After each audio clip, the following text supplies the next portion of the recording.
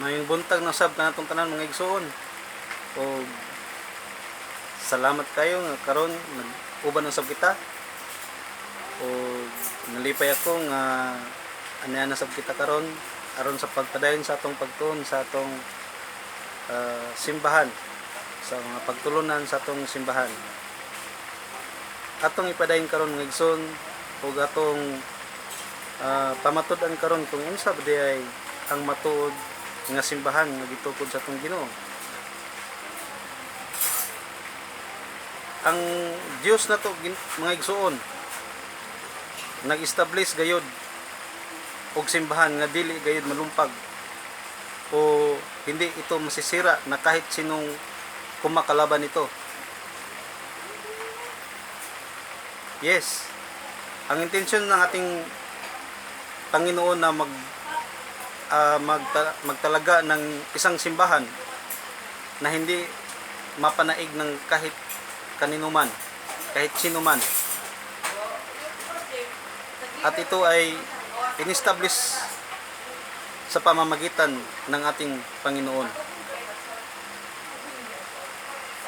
Atin itong mababasa sa Daniel Kapitulo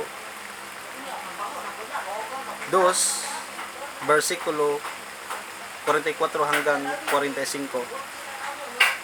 Siguro ang mga salita ko ngayon ay Tagalog, the same time Bisaya at saka may konting English siguro. So ang makaunawa sana kayo lahat sa aking mga sinasabi. Okay, babasahin natin ang Daniel 2:44 sa today's English version. Ito ang ating mababasa. At the time of those rulers, the God of heaven will establish a kingdom that will never end. It will never be conquered, but will completely destroy all those empires and then last forever. So, mga kapatid, ang Panginoon pala natin ay nagsalita na sa Old Testament pa na magtatayo siya ng iglesia na hindi talaga mananaig ng kahit sino man. At ito'y maglalast forever ito, no? So sa pagkakaalam natin, maraming mga iglesia ngayon na tayuan na tinatayo lang ng mga tao.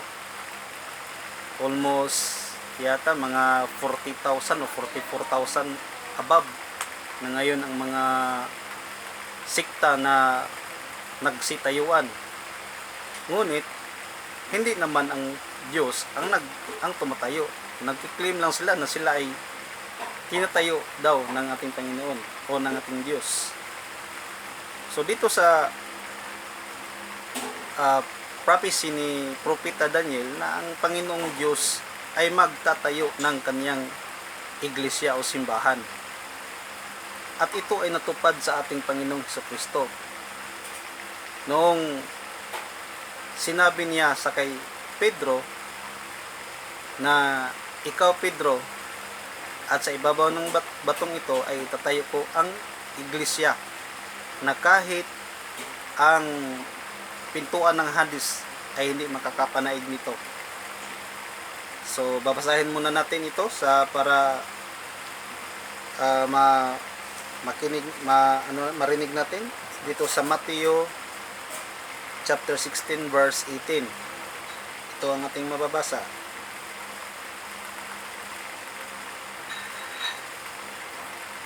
And so I tell you, Peter, you are a rock, and on this rock foundation I will build my church, and not even death will ever be able to overcome it.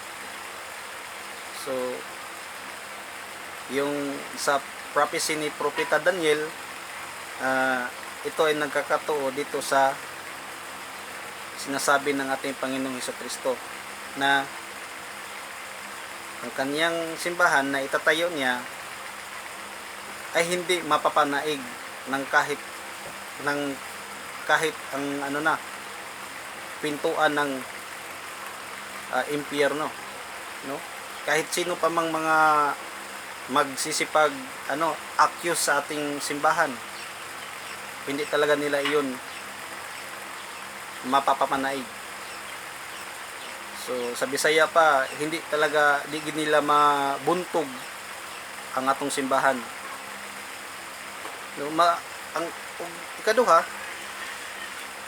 kung ang simbahan nato o kung ang simbahan naabay gibilin nga authority sa paglakaw sa atong Ginoo pagbalik niya dito sa langit. Kung ang imong simbahan walay authority gikan sa atong Ginoong Hesukristo, so piki ka ng imong simbahan kay walay authority nga gibilin ang Dios sa inyong simbahan.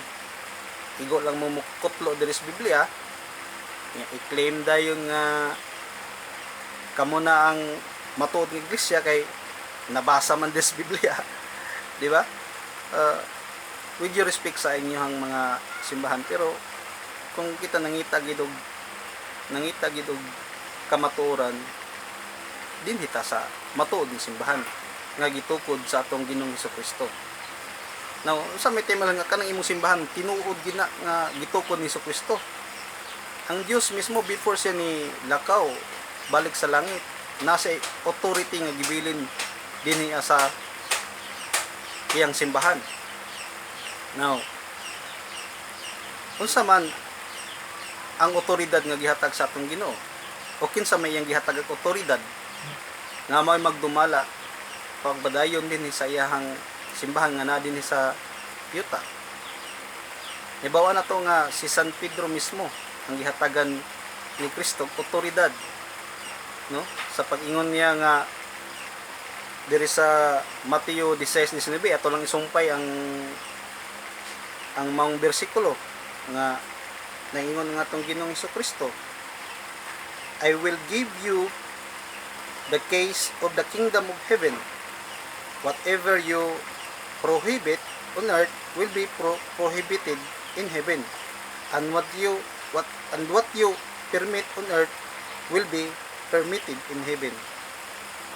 So, mga igsoon, gitagaan sa atong Ginoong Hesukristo ang atong apostolis nga si San Pedro, nga mao gani ang atong unang Santo Papa.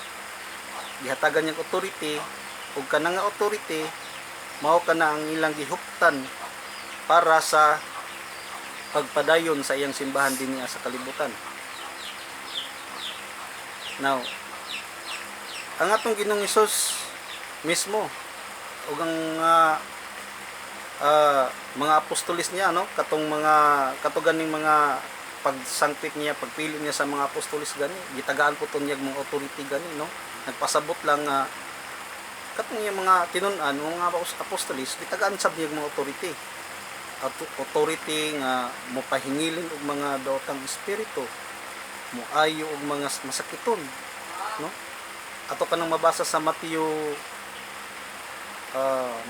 kapitulo chapter 10 verse 1, no, sa pagtawag sa Ginoo sa iyang 12 ka apostolis, iya kining gipanghatagan og mga otoridad aron sa paghingilin sa mga daotan, mga espiritu ug mag-ayo sa mga masakiton.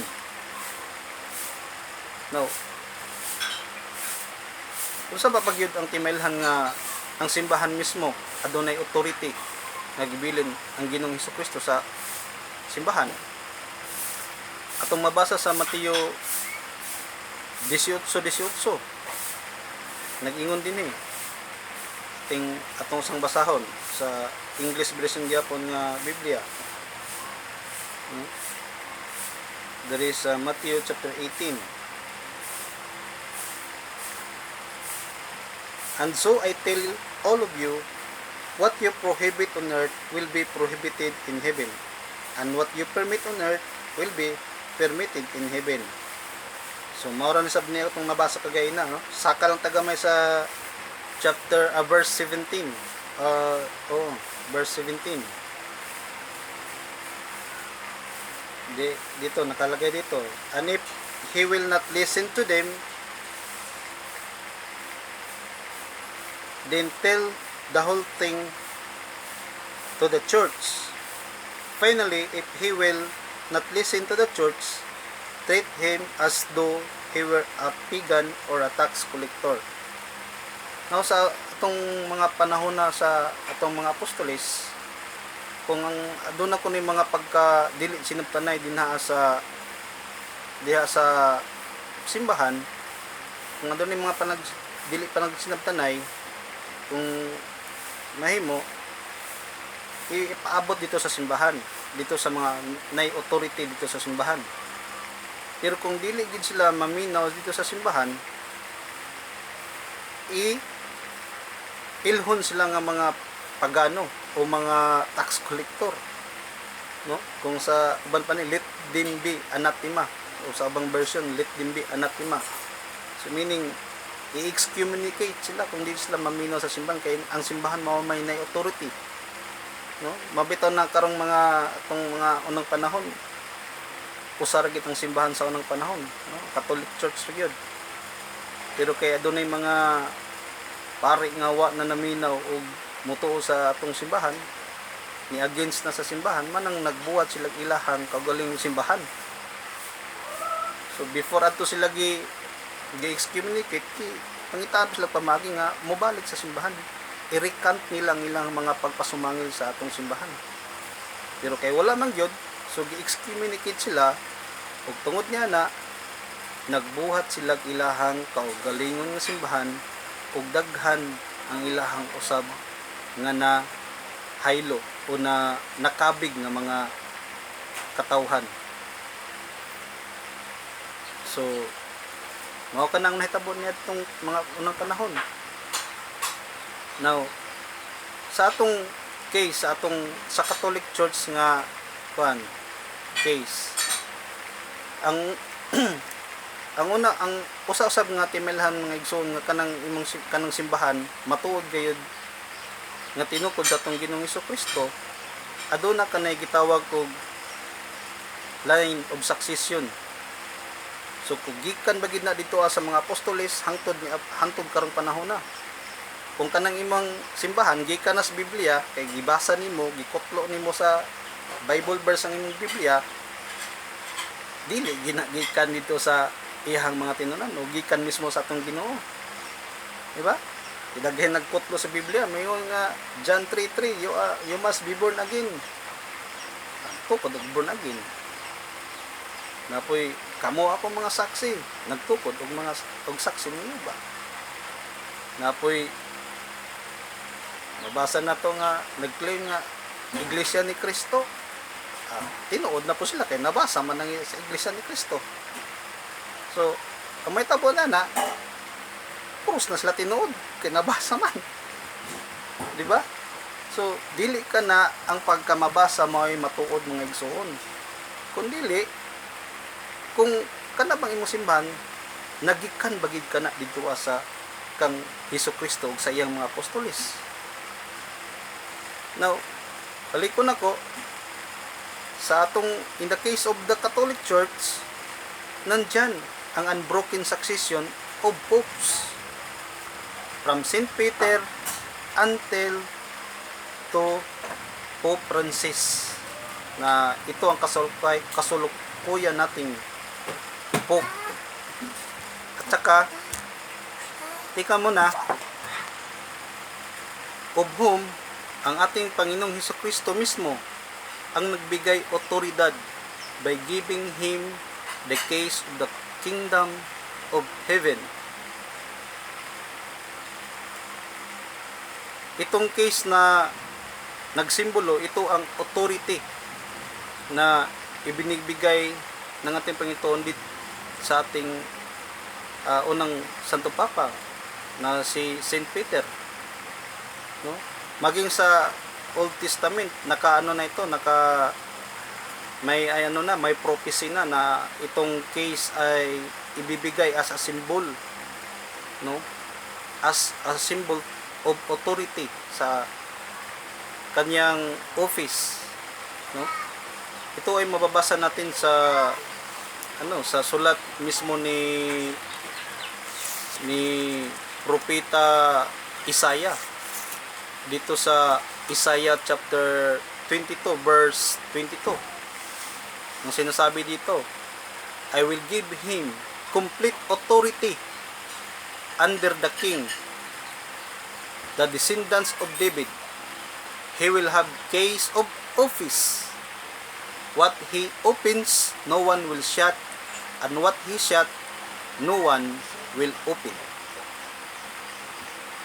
So mga igsoon, klarong-klaro natin na ang ating mga Santo Papa ay may mga, sila ang binibigyan ng authority ng ating Panginoon dito sa lupa.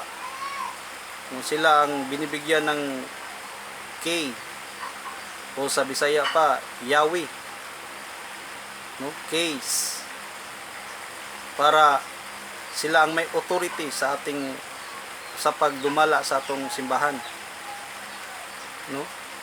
So dili kay katulang mga kuan makabasa lang sa Biblia nya mahimo na din silang matuod kay magpick up ra diri sa Bible verses nya claim na dayon nga sila naa sa Biblia mabasa among simbahan. Usaon pagka mabasa lagi pero ang pangutana sila ba day ang kanang matuod? Na ba sila koneksyon sa mga apostolis?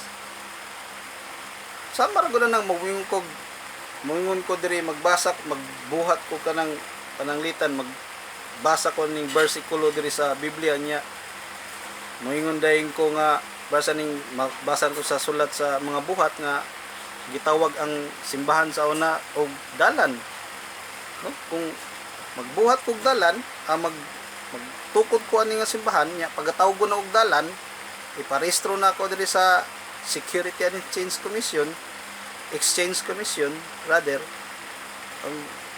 nya mo claim na ko nga akong simbahan na mabasa sa Biblia dalan the way. So tinuod na dai na dili gayud mga igsoon piki gayud ka na siya nga simbahan kung mauhon man ganing na, no? Ayaw dili kita magpatuntuan na nila kay bisag ang naka-advantage sa Manila kay nindot kay na sila mo istorya. Nindot kay sila mo sway og istorya sa imuha. Ngayon pa ni San Pablo nga daghan kay magdala sa ngalan sa pulong sa Dios. Nya nindot kay sila manulti. Pero luyo din na dili matuod ang ilang ginatudlo. No? So alman na itong bantayan mga igsoon. So, kung atong i-search nato sa Google kung kinsa ang nagtukod sa simbahang Katoliko, wa gilaing mabasa nato. Si Jesus Christ ra gyud ang magtutukod. Maskin pag sa mga kuan, mga dagkong referensya, ang nagtukod sa simbahang Katoliko, mao gyapon si Hesus Kristo. Wala gid kay basa nga dili si Kristo nagtukod sa simbahang Katoliko. Atagi ko no kog kuan referensya nga nagtukod ani dili si Kristo. Kay mo uban gid ko sa inyo. No? So mga igsoon ato ning padayon sa sunod adlaw ang kaning atong paghisgot karon. Nga doon na kamoy mga pangutana o mga komento, palihog lang o comment sa atong comment box o palihog na lang po og subscribe sa atohang video para sa sunod sa atong channel para sa sunod maka-update gihapon mo kung unsa ang atong mga angay i-update ay isgutan. No, daghang kang salamat o nagapanginawat ako nga ang Dios sa kanunay magauban kanato ug magapadagaya sa iyang grasya nga sa matag adlaw nato nga gikinahanglan ug ilayo kita niya gikan sa mga katalagman. O salamat sa tanan ug mayong adlaw. Bye bye.